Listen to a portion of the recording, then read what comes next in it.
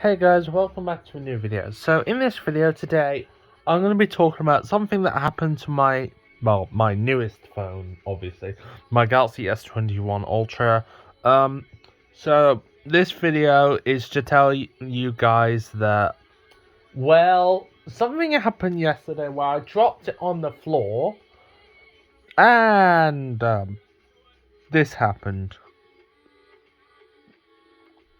I'm just gonna get straight into it. I don't even so.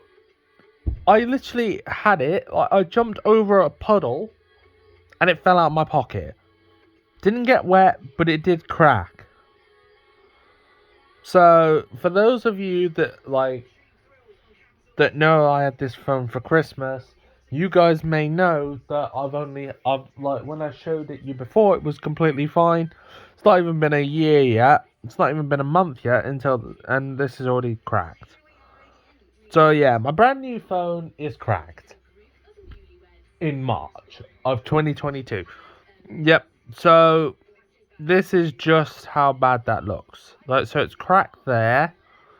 It's a big crack going down, all the way across down the middle. There's a crack.